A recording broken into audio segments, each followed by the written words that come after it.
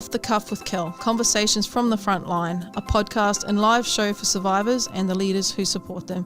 I'm your host, Kelly Humphries, a survivor of child sexual abuse, advocate, author, speaker, ambassador, a lover of all things outdoors, with over 15 years of law enforcement experience. Please support me in my mission to break cycles of abuse and trauma. You can help by donating to my Patreon account at patreon.com/Kelly Humphries.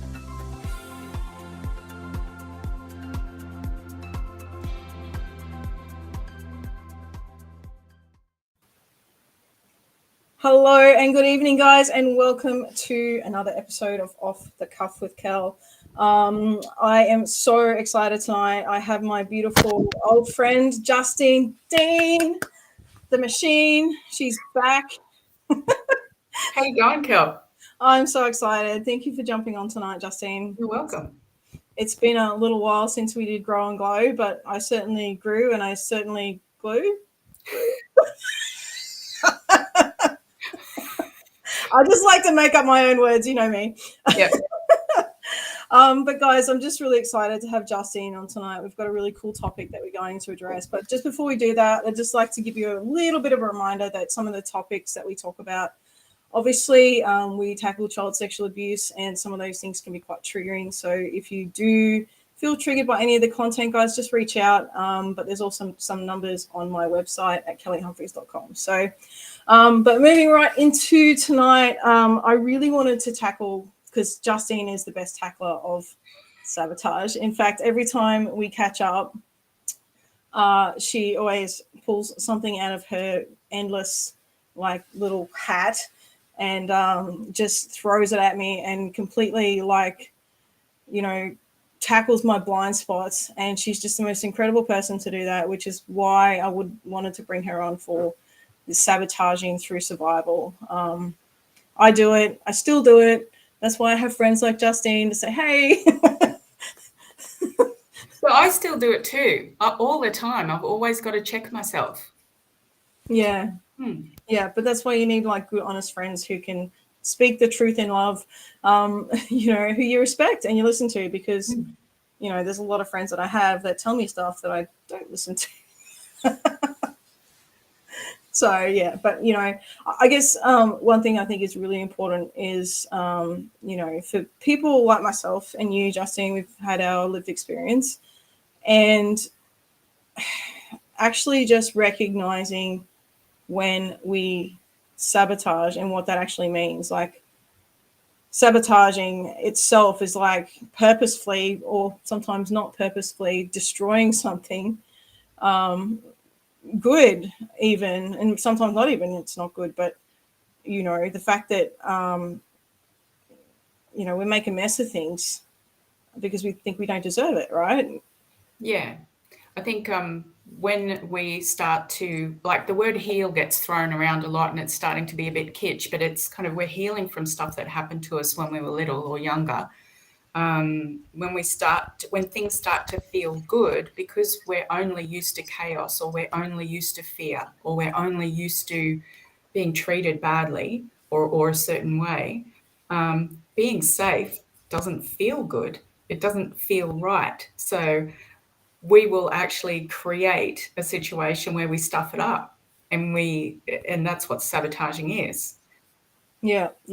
And I think, like, we had a bit of a chat earlier today, Justine and I, about just a couple of things we might cover off, because, guys, it is off the cuff. We don't have a script or anything like that, but I do like to know a little bit about what we might be talking about, so I don't sound like an idiot.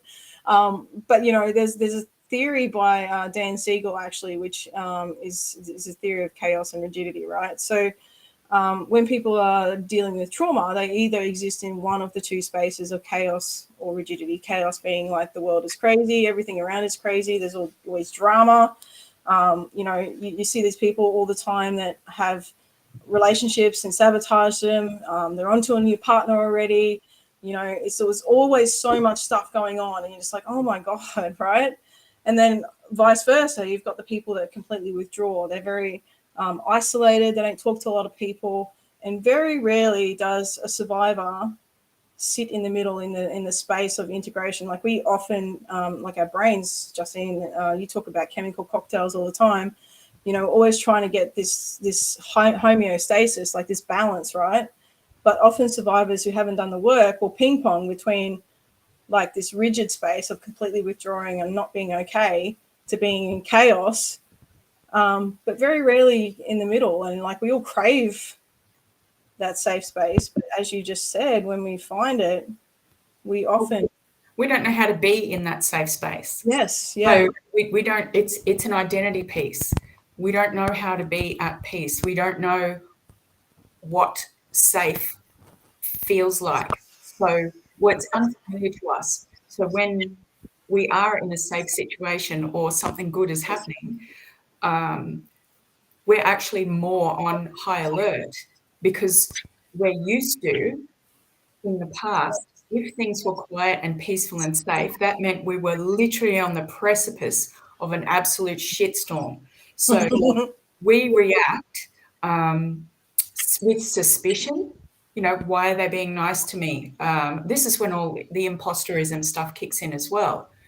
If you're walking through your life with the lens of I'm not good enough, I'm not lovable, a few more sets of lenses. Hang on. So as a survivor, you're walking through life with a dozen of those pairs of glasses on. You're looking through all these lenses of bad stuff that's reflected about you. So you can't not choose things to go pear-shaped. That's why people end up in the same relationship, same kind of toxic relationship over and over again, because they're still wearing these glasses. So the piece around healing is taking the glasses and going, right, I've been looking at life through these lenses. That's actually not true. That's not true about me. And so we take those glasses off and we start putting the right ones on. And then we make better choices and we stop sabotaging ourselves. But the bit in the middle is where we're really uncomfortable when things are safe because it's so unfamiliar, and our brains would prefer us to get back into chaos quickly because at least we can predict the outcome. That's why we sabotage ourselves, because we know what the outcome's going to be, even if it's painful, even if it's distressing. Whereas does that make sense? Oh, hell yeah. Like, yeah. That's why you're always right, Justine. Like, I know, and I always get something when I have these conversations with you, and it's just so, you've taught me so much, like, from the time that we've known each other, like 3-4 years now? It must be more than that. Yeah. But even when I had you as my coach, you just really were so clear on so many of these things, and it really brought home my blind stuff and how I was doing the same things, right? Because I hadn't been able to see that for myself. And sometimes you just need someone like, who can see those things and say, hey, like, mate, this is what's going on. This is what you're doing. And you deserve better than that. Because I, had the thought, well, this is just how it is. Because my structure and what I felt like a good or normal relationship was like, is not what it was. Right? So I had to you're looking through different lenses. But you know that sabotage doesn't just play out in relationships. It's one of the bigger ones and one of the more visible ones, but it also plays out in addictions, whether they're, big or, and concerning, or just small and disruptive. It also plays out in the way that you handle your money. It also plays out in the way that you take care of your body. I spoke at an event a couple of years ago, and a woman came to me and she was easily 40 kilos overweight by her own admission, and said, I just want to find a partner. I want somebody to love me for me. I shouldn't have to lose this weight. And I said to her, do you love you for you? Yeah. She said after the fact that it hit her like a sledgehammer, that was her protection, and she stayed bigger and kept yo-yoing, 30 and 40 kilos because she didn't love herself. So she was sabotaging herself by staying bigger so that she couldn't get hurt, but that there was that yearning inside for a partner. So it can even turn up in parenting. We get triggered by our kids. Sometimes survivors don't actually have symptoms because they're very high functioning until one or both, one or a couple of their kids turn a certain age. And who that child is at that age, depending on their gender and what they're going through at school, can trigger someone. And then the sabotage kicks in. It is absolutely fascinating. Yeah, and I mean, I've noticed this in myself. Like, I'm someone to proclaim, like, I have done a lot of work on myself, but I have noticed, as I've gone through, how things show up at different times, and that can be really confronting. And it's not easy. It's definitely not easy for parents, and I have a lot of parents that come to me all the time, and they're really questioning, what's going on with their children. Uh, particularly if their children have had a lived experience and how they're parenting their children. So it gets really difficult, doesn't it? So, and I mean, I'm a stepmom now, so I've got a little bit of experience, but, I didn't give birth to those things, those babies. I'm like, I can't even imagine that, right? But yeah, like, you talk about imposterism a lot, and I don't think a lot of people realize how prevalent it is in our journeys and our healing. Yeah, absolutely. Just going back on the parenting piece, because I dropped out there for a sec. We learn to love by how we are loved. So we learn to love by being loved. We learn to love ourselves, and we learn what love is. So as survivors, when we were little people, there wasn't anybody around to teach us how to love ourselves in a healthy way or in a good way. And so then we become parents. And when we become parents, it freaks us out because we're like, oh, I'm going to make sure that nothing, that my kids don't go through what I went through. Yeah. However, we actually are missing the bit where we sort of need to reparent ourselves. I wish my kids grew up with this version of me because I'm so much cooler than I was when I raised them. Because when I raised my kids, I was in chaos. I was really struggling. I was under attack from a couple of my abusers, and I wasn't the mother I deeply wish I, could have been for them. But I didn't know how. Like, I didn't love myself. And I was just doing what I did, like we fumble through parenthood and we beat ourselves up so much about it. But the more work I did, the better parent I became. It just ended up being way on the tail end of, but I still don't ever think it's too late. Kids are pretty forgiving. Yeah. And it's about us forgiving ourselves more than anything else as well. Yeah, and I think you would have heard my mum and I have our big That conversation. was beautiful. Oh, I just, I don't know. I can never imagine how hard it would have been for my mother to Yeah. have to go through that situation as she did. But later, and now having the conversation, there's so much healing to be done just in being able to have this brave conversation about what actually happened, and the things that we thought about each other, and that we were trying to protect each other. Meanwhile, we're protecting each other by being silent. Like, that doesn't work, right? Well, we make assumptions. Yeah, that's So right. you put assumptions and perception in there. I can't talk to them about it because they'll get upset. So I'm not going to say anything. But the other person, it doesn't matter what your intention is, it's how it's received on the other end. So silence can actually be received as rejection or criticism or judgment. And it's not until you have the conversations that you can open up, quite often some really beautiful stuff. Yeah, and that's what, like, that conversation was the first time we had it. So, Oh, it's that was just, amazing to witness. That's one that I'd highly recommend everybody goes back and watches. It's just beautiful. yeah, like the conversation that we should have had like 30 years ago. But you can't shut on yourself. It's like when we get to, like I was talking about regrets, okay? We regret the way, sort of when you get to the stage where you're at when you're starting to heal, is that we start to have regrets about, I should have done this, I should have done that. I should have had that conversation. I should have, it's like we're sitting at the top of the should tree. We've fallen out of it and hit every branch on the way down and landed in a pile of should, right? And that stinks, being in that situation.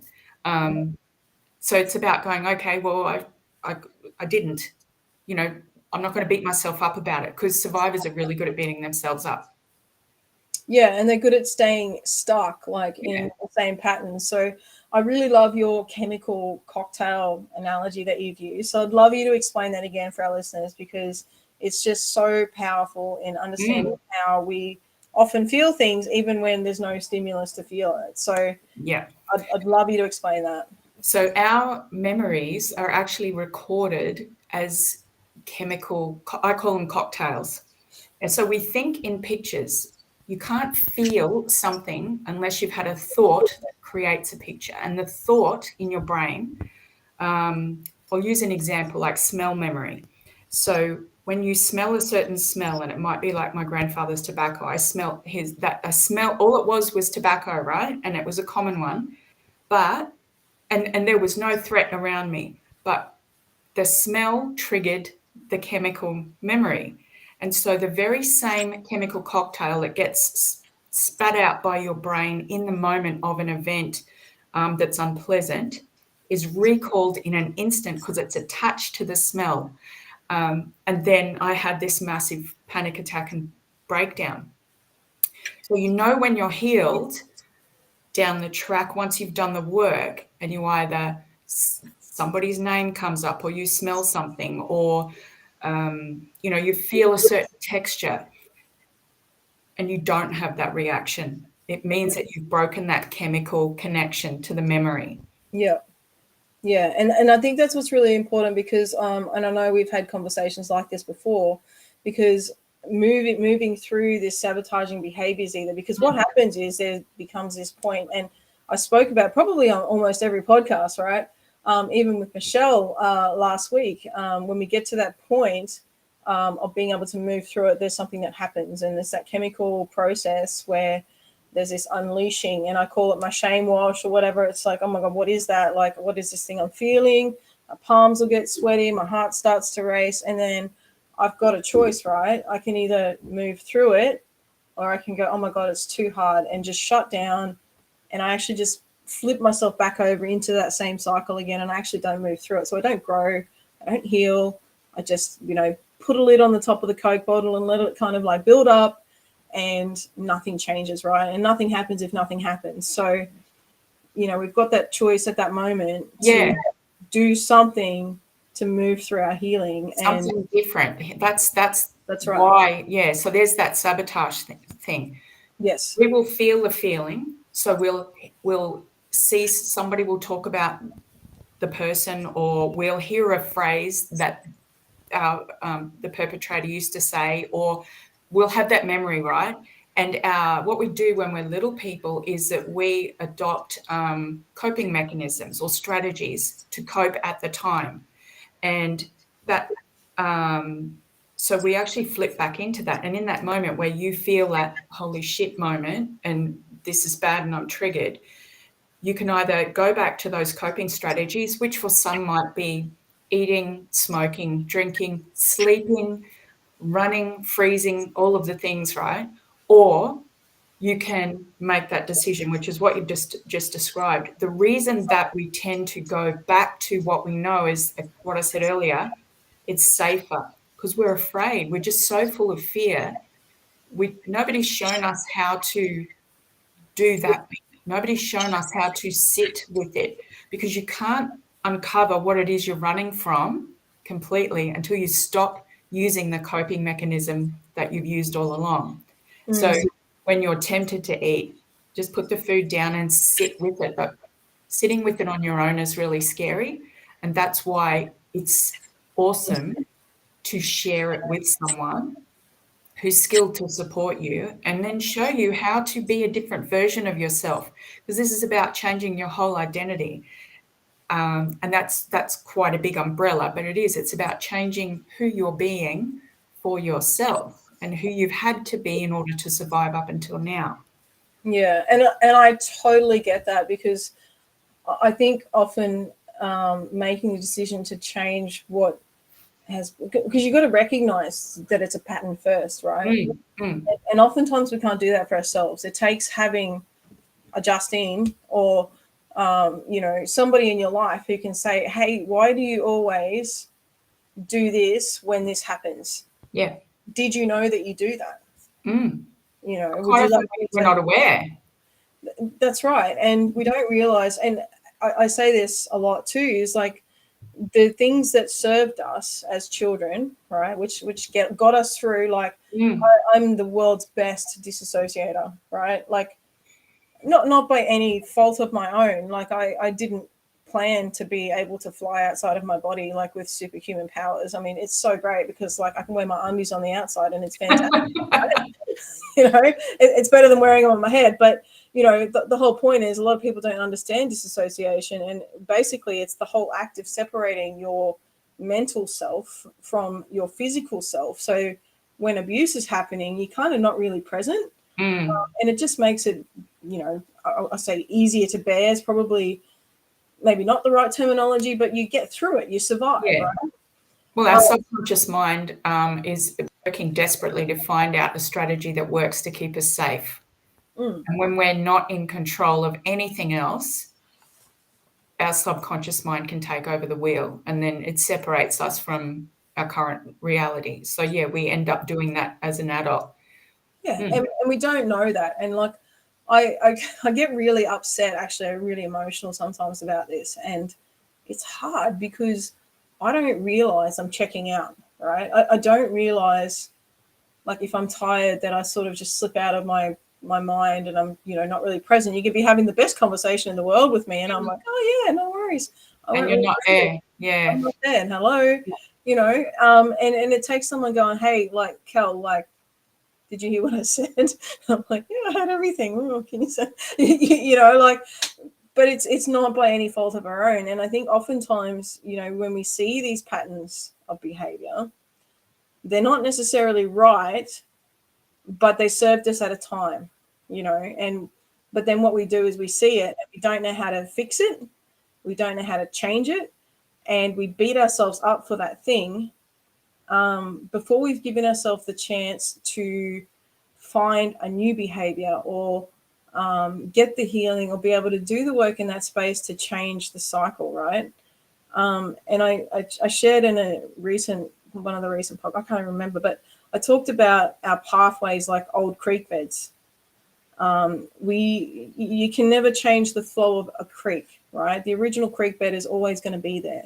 You can fill it in, you can do whatever you want to do, and you can make a whole new creek. But when it floods, so when we get like massive amounts of stress, we are always going to default back to the original pathway.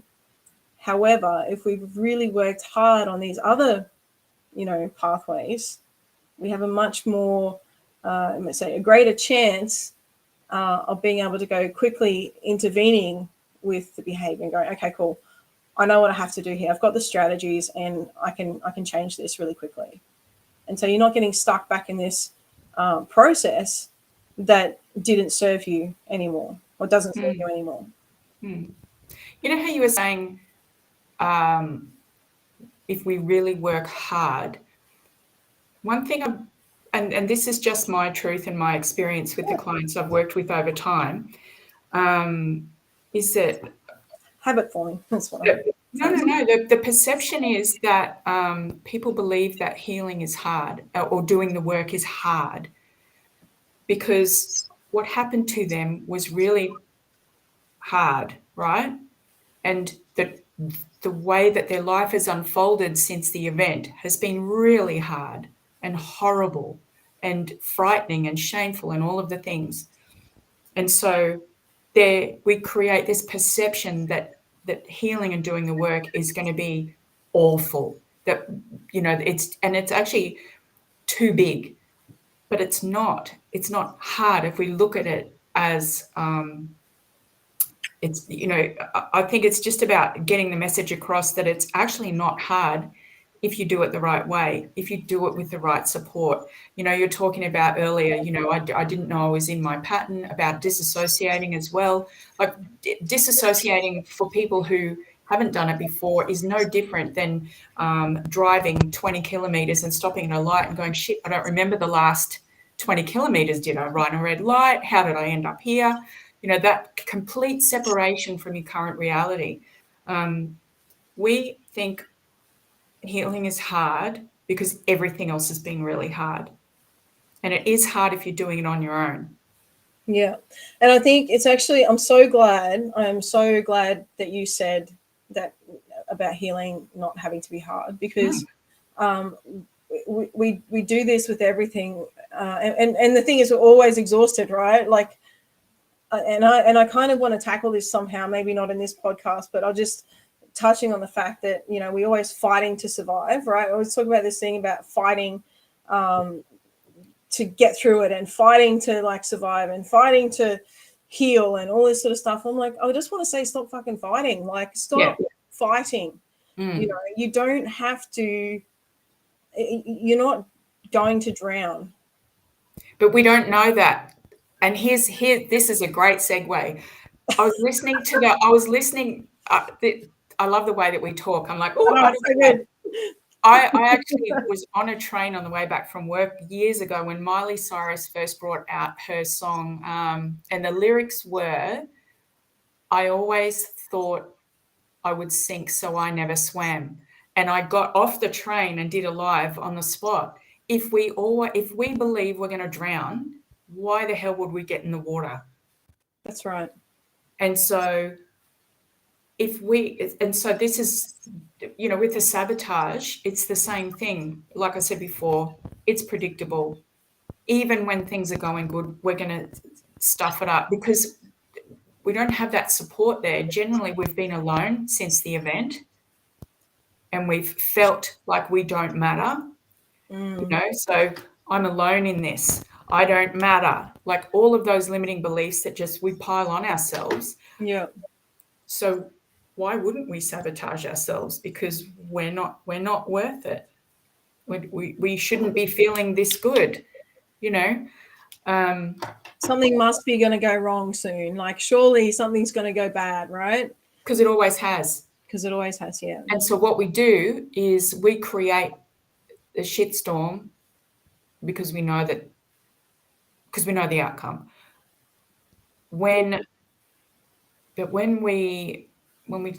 keep coming back to doing it alone. I think it's important for people, just while we're on this, because I've had a few people reach out actually about off the cuff, and just thanking me for putting this on, which I'm very grateful for, and I'm so grateful for the feedback. But one thing that's coming through is I just have been feeling so alone, and I just, while we're touching on it, I just want to, like, statistically, and I don't want to undermine anybody's experience by saying this, it's about 1 in 3 women and 1 in 5 men who have been or had a childhood sexual experience before the age of 15. And I just want to say, even though you may not have ever shared your story, you're certainly not alone. And I just really want the listeners out there to understand that there is a way forward. And, you know, we have these brutally honest, truthful conversations in the hopes that you can find yourself in the conversation and recognize you don't have to do this by yourself. And most of the time we choose to do it by ourselves because that's the way we've always known, and that's the way we have survived. It's the way we know how to trust, because we can trust ourselves, right? We know ourselves and we know our behavior. But when we put our faith in somebody else, and often we will choose to put our faith in somebody who will let us down, again, it's sabotaging behavior. We don't mean to do it, but we don't believe anybody's going to be there for us because that's traditionally how it's played out in our life, right? So, go ahead, Justine. Yeah, the other piece is that this is where imposterism ties right in. If we don't believe that we are worthy of good support, we will choose someone subconsciously who will let us down. You know, we're less look, imposterism is feeling like you don't belong, feeling like you're unworthy, feeling like you're a fake. I've had clients who have said, you know, I haven't, and they're in their 50s. I haven't spoken up until now because I didn't feel like the thing that happened to me was bad enough. Yeah. You know, I didn't, and they've lived their whole lives just so messed up, had messed up lives. And when they finally start to talk about it, And particularly in a group environment, I find that really, really good, because you can see people just going, oh my God, you too? And oh, wow, that's how I felt. And sharing in a group environment is really incredibly beneficial. And I think people get better results that way, because if somebody's asking a question or sharing their story just one-on-one, yeah, it can be really valuable in the moment. But if other people are there and listening in a forum environment, and you're asking a question or you're listening to somebody else's question being answered, the gift in that is that many people benefit from that. And so people don't feel so alone. And they learn so much, and they have that community support around them, and realize that, in a curated, safe space, it's actually really wonderful, and it's very freeing. Yeah, absolutely. And look, I I don't know if anyone can pick this up, but I do a lot of healing when I do these little off the cuff podcasts. Like I find myself in this, just speaking it out loud and having like really powerful conversations with people out loud has been so important. And I hope that that's what other people experience when they listen to these conversations, because and that's why we have a question and answer at the end. So if you do have questions on that note, like, make sure you're dropping them into the feed wherever you are, whatever platform you're listening from, because we'll tackle some of those questions at the end. So don't be ashamed. Write in whatever you want to hear. Justine and I will be happy to answer any questions that you have. Absolutely.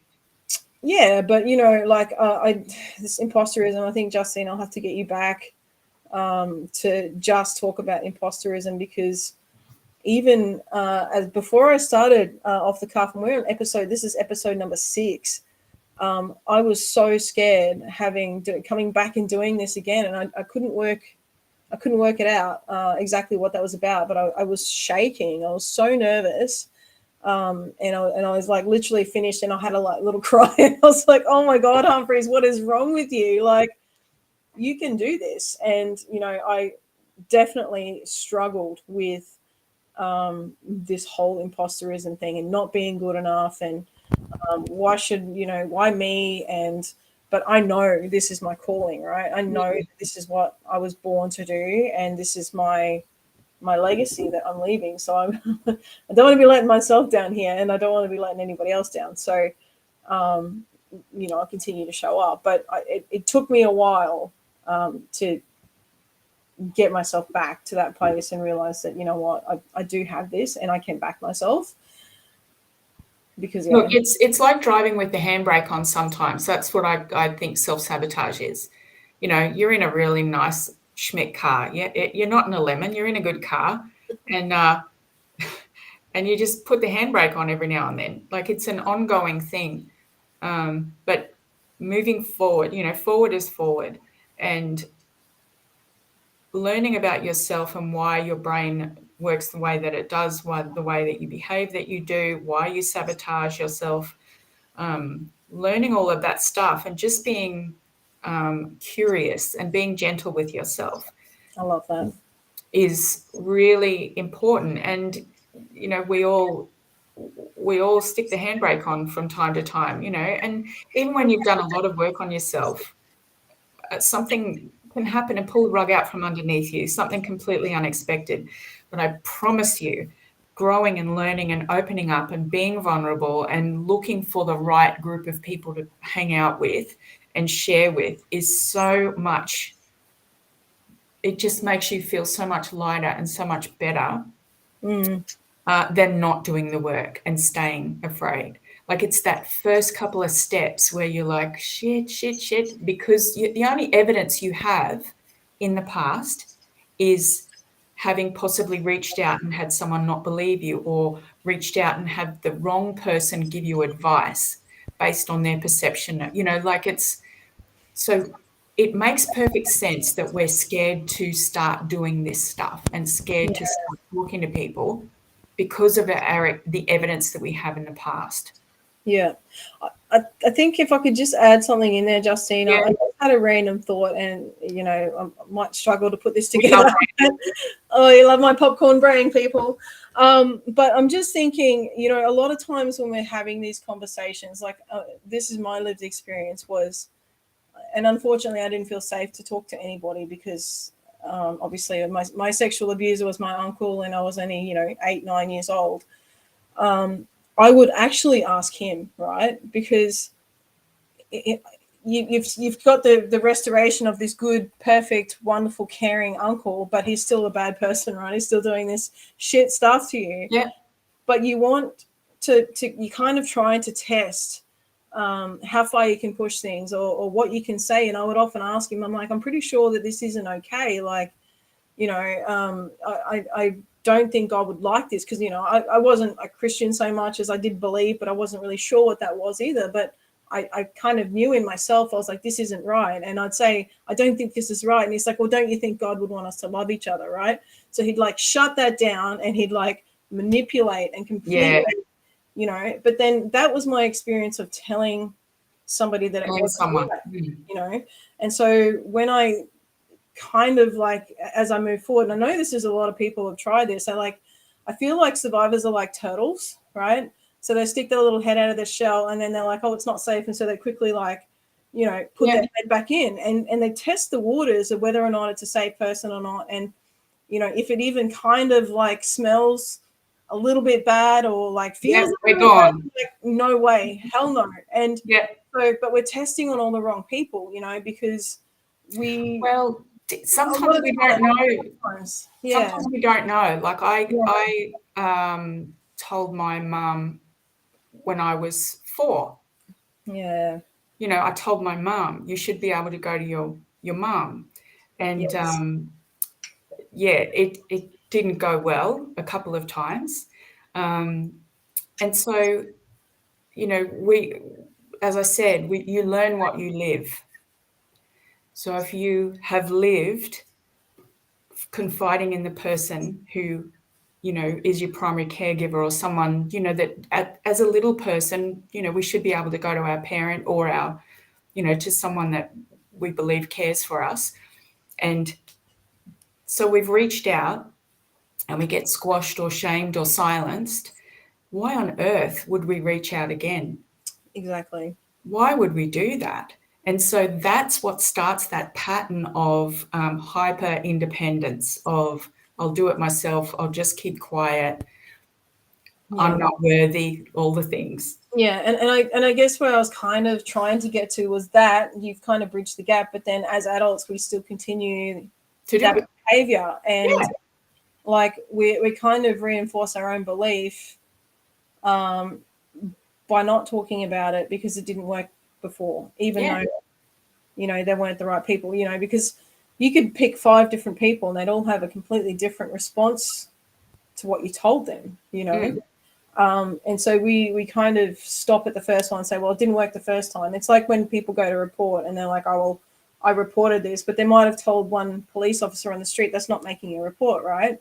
And so they're like, oh, well, I reported it, I told somebody. Well, did you go and actually physically make a report? Like, there's a big difference. And I think we kind of just stop at the first time, because like if it doesn't feel like it worked, or it didn't feel safe, or you stuck your turtle head out and it started raining and you're like, oh, maybe not yet, I'm not ready for this. And so Yeah. you're like, Well, there's the whole other part around the shame of it. And, when so, somebody gets to the point where they have the courage, because it takes enormous courage. yeah, it does enormous courage to show up and to continue to ask for help. And I know asking for help is very difficult.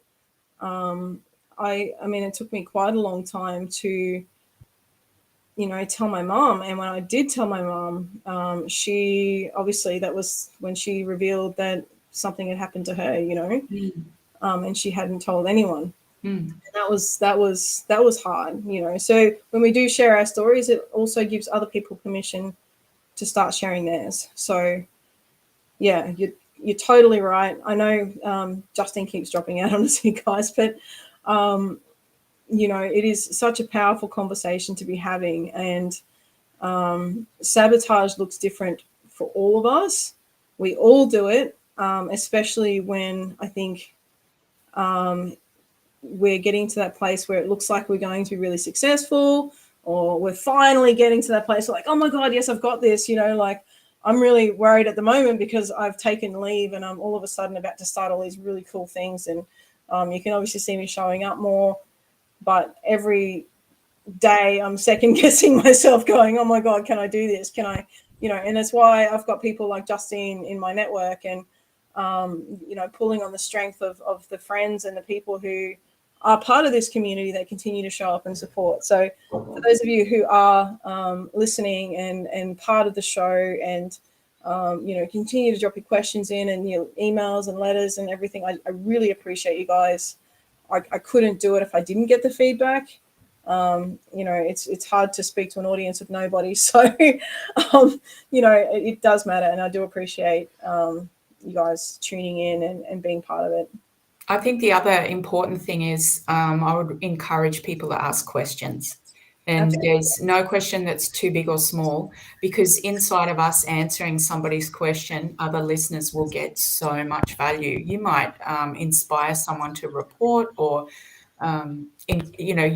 what they hear as an answer to your question might make them feel less alone. It might make them, have more courage around seeking support. You just never know the gift that you are to other people. Exactly. Mm. We've talked a lot tonight, particularly you, Justine, about doing group work and the power of, having these conversations. So I think it's a really timely moment to announce that Kelly Humphries is running a 12-week course. Justine, the amazing Justine Dean, is going to co-facilitate. She's going to come along and help run a 12-week course for survivors, which it's not finished yet, but I just wanted to plant the seed with you guys and let you know that it's coming. I know I've been talking a little bit about it very briefly in some of my posts, but when I went down the coast, and you would have seen some of my beautiful pictures from the South Coast, New South Wales, I got to hang out with Justine and her beautiful husband and her puppy dog. And basically I got hammered on how I was self-sabotaging. And I got the full Justine Dean machine like treatment. But I tell you what, the woman refuses to let you wilt, and strips you bare and forces you to grow up and put your big girl undies on, or big boy panties, whatever. That doesn't sound right. But it's very exciting. So the plan is eventually there'll be a women's course. Then I'm going to replicate it for men, with some tailored things for men specifically, partnering with some male survivors. And we're going to roll it out for different parts of the community. So there's lots to happen. It's very exciting. It won't be just Justine. I will be partnering with two other amazing coaches. One's Dr. Sher, psychologist, and we just got to confirm with the lovely Mary. So she does a breath work and facilitation of meditation and those types of things, which I'm terrible at. So I'll be very excited. But we're going to do its full comprehensive course, which will give you all the tools that you need. And I know it works. And the reason I know it works is because I did it myself, and I'm the most cynical bugger there is. It works for me. I know that there will be transformation for you as well. Yeah, I think what I found when I went through and looked at the framework that you've put together for this group course, I thought, shit, if that was around when I was in my mid-20s or even early 30s, it would have saved me so much rubbish over the years. I still love who I am now, but it would have been so supportive of me. Like when I read your framework, I just got so excited. Yeah. Justine, I don't pick junk. I just know by working with Justine myself, and just our conversations, like I'm very particular about who I want to take on this journey with me. And guys, I'll tell you this, right? And Justine's challenged me. She challenged me, and I have a video blog of my entire journey, and she's challenged me to put them on YouTube. Now, I listened to my own video blog, and I had myself in tears because I have gone through so many journeys and so many lifetimes since I did this, and I'm kind of really mad at myself. And feel free to give me an uppercut. That's fine. That I haven't got this out sooner, but I've had to, I guess, go through my own journey to feel and be ready to be at this point, because I'm not going to allow you, if you come join me on this course between Justine and I as co-facilitators, we're not going to allow you to talk bullshit to yourself. Like, you come on this course, if you want to do this with us, and I'll take you through a webinar. You come on this course, we will tell you the truth. Yes, the truth hurts, but it'll be the truth in love from a lived experience, 2 different experiences, 2 different women, 2 different, slightly different generations. Oi. But I just know, because when I finished this course, guys, like, it was like I'd taken a mountain of rocks off my back, and I was like, I don't want to say too much, but, you know, dancing like in the rain. I was crying, I was laughing, and it was just the most epic release I've ever experienced in my life. And I will just stay tuned. If you're not in the women's support group, join the women's support group, because I'll be doing a one-time offer for the people in that group only for the first course. Right, so jump in the women's Unscathed Beauty support group, because you guys will be our ambassadors, our first people to go through. So in a couple of weeks, I'm hoping to have it ready in a couple of weeks. So please jump on board. Did you want to say something, Just? Yeah, I did. You know, just listening to you talk about how, like, how I call you out on stuff, and how I don't let you bullshit yourself. Well, I love it, because you don't let me get away with anything. It's the only way that you grow, when you've got people in your network who you trust, who are in the arena with you, doing the work. Yeah. Who, can totally call you out on it, right? But being called out, like, it's not a threatening thing. I think some people think, oh God, you know. So basically, the people who love and care about us and know about what's going on with us throughout our life often will not ask the hard questions, and will not, they will allow us to sell ourselves our own bullshit story, because they're afraid of hurting us, and they may not be skilled, they might not know how to handle our reactions. But if we stay comfortable, and we're not pushed to look at things differently, and we're not asked questions that sort of inside of our own answers make us squirm and realize stuff, then we can't sort of have the breakthroughs. So, you know, when people say, you know, I'm going to call you out and I'm going to be firm and that sort of thing, it does feel like being hit by a sledgehammer, but then it's like, but you know this. And it's then, a warm hug. Yeah. So this is what's going on, and this is what we need to do. Let's do this together. And that's the other thing we're talking. You talked about groups, Justine. Like, so many of us don't want to do this on our own, right? So that's why we've got lived experience. We've got people who've done this and gone through this, and you know, there'll be support groups, there'll be Q&As, there'll be all sorts of stuff. Where you can connect, and, you know, it's safe, right? You can ask anything, and, you know, you can ask anything to me anyway, guys. Like, I just tell it how it is, right? There's no BS here. Like, if I don't know, I don't know. And, you know, I'll find out, or I'll find someone who can answer the questions. And I'm always extremely honest. So there's nothing you can't ask. So, you know, I love it. And I love showing up with Justine. It's always fun. You know, I had someone say to me, they watched one of our other podcasts on Grow and Glow, and they said, how can you smile through this, and how can you smile through such difficult conversations? And I said, you know what, because we know what's on the other side of it. Yeah.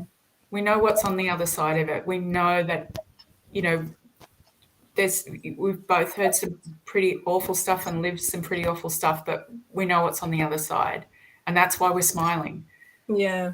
But it's not just that. I think it's also just the fact that you can be completely yourself when you know that the other person sees you, hears you, and totally understands and gets it. Like, I don't have to pretend. I don't have to cover anything up. Like, I don't have to be anything when I'm around people. There's no bells and whistles with us. No, that's it. And I love that. And yeah. And that's the kind of people I want coming on the journey, who are willing to have no bells and whistles too, right? Like, because that's where I think the growth happens. It's where the joy happens. It's where community happens. It's where transformation happens. And you know, I think I said it a bit earlier. It's that almost a surrender. Yeah. It's a surrender to the process. Yeah. But a commitment to yourself that you matter and you are worth the effort. Healing and the effort. But it doesn't have to be like such a big effort, because it actually is easier. Once you surrender, it gets easier. Yeah. There's so much effort in resistance. There's so much effort in not feeling and not allowing yourself. Yeah, because you're fighting it. But when you, and the other important thing is that our brains are actually wired for community and connection. So women washing at the well. Pardon? Women washing at the well. Okay, that's weird. But I'm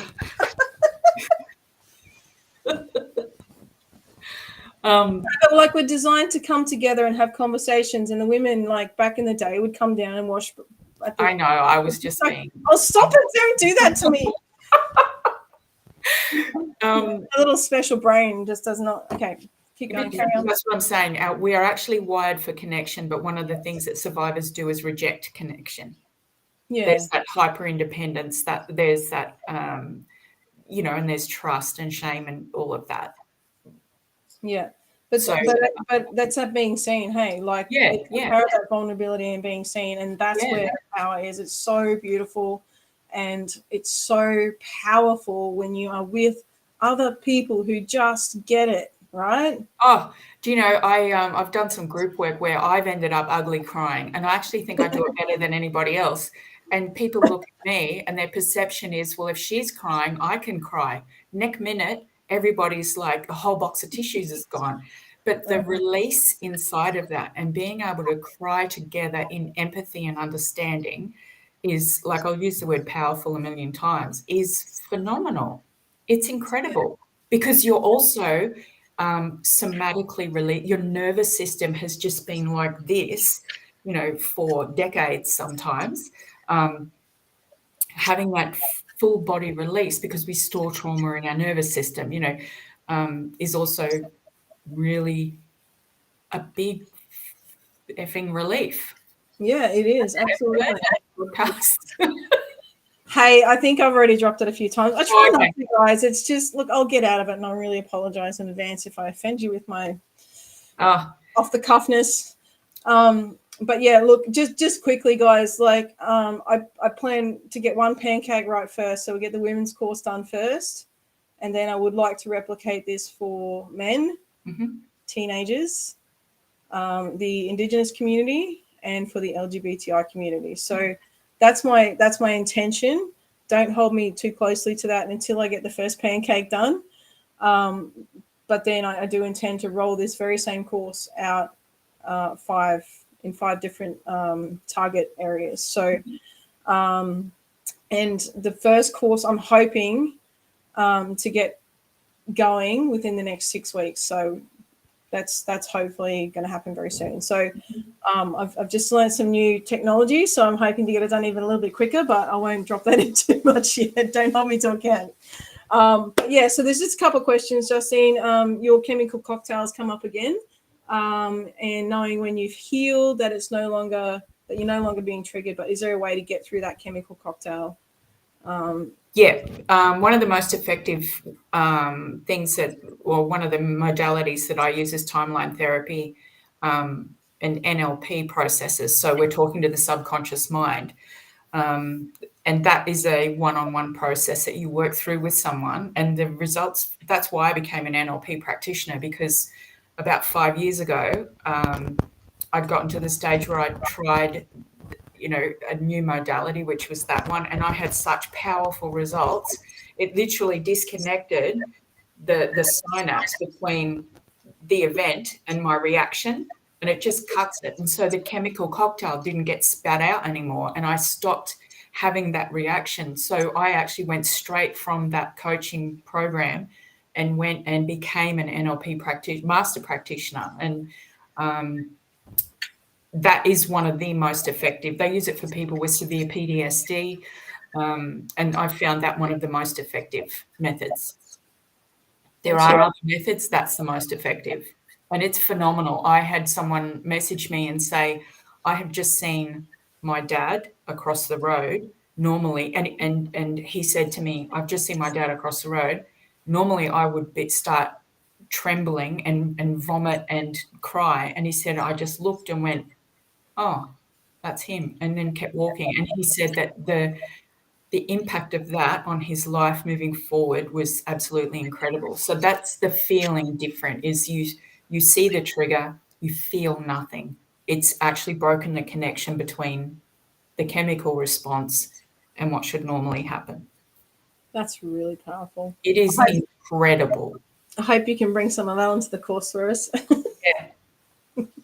Yeah. Cool. And is that the same way? So there's just one more question there about short-circuiting sabotage. So when you know and you're aware of it, what some of the techniques are that you can do yourself? Well, when you know what you're doing, you just stop in the moment. Like, am I reaching for food? Or let's use food, for example. It's like, if you're an emotional eater, and you find yourself diving into a bag of chips, it's like, hang on a minute, why am I doing that? What has happened? So ask yourself, what's happened to make me feel like this?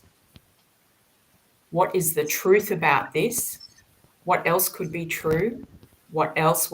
Until you sort of, because you're saying to your subconscious mind has immediately gone, right, I'm going to play all of the old things. I'm not safe. I'm not worthy. I'm not all of the things. So I'm going to jump back into that sabotage. So it's about stopping yourself. There's so much power in the pause. Stop.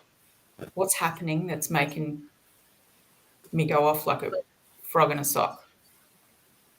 What's the truth about this? What's really the truth? Because sometimes when we're little and something happens, we make a decision about what that means. We've got the emotional maturity of a carrot, and we have made a decision about ourselves, right? I should have been a comedian, but think about it. You've got a 4-year-old little girl, something happens, and she's gone, okay, this is what it means, and it means that, that, that, and that. And then we whack all our glasses on, and then we go about the rest of our life. It's carrots? And the carrots, yeah. Oh, I love it. But you're so right. Like, as kids, I think another good podcast for us is how we tell ourselves stories and what we make up about ourselves. And, the story that we tell ourselves, which isn't actually the true story, but it's a story that makes sense to us at the time and helps us survive through that moment, or it's the assumption that we make. I talked about it with my podcast with my mom, right? That I told myself a lot of stories because of the silence that was between us that neither of us wanted to acknowledge. Meanwhile, we're just protecting each other, but we're too scared to talk about it. But the stories that I told myself was maybe she didn't want to talk to me about it, and maybe she didn't care. And of course my mom cared, but it made much more sense to me to tell myself a story about it. And that doesn't help, because then there's this fear that gets created around it, right? I'm creating my own stupid chemical cocktail of bullshit that doesn't exist, right? Yeah. But we do that to ourselves, right? So yeah, but look, I think we've got, Justine, we're just about to run out on time, but I think we've got time for one more question. But what would be the first steps to tell your story? Like, how do you find the courage to actually take those first steps towards actual healing? When you found the right group, and when you found the right group, you just tell your story. Just, you could write it down first, but sometimes when you do that on your own, that can be too overwhelming. If it feels like it's too overwhelming to put pen to paper, find the right group, find the right person. Because sometimes, as I said before, we'll share with the wrong people and it ends up going pear-shaped. If you're in this group and you're listening here, jump into Kelly's group and start to tell your story and listen to other people's stories and take your time and be really gentle with yourself. Yeah.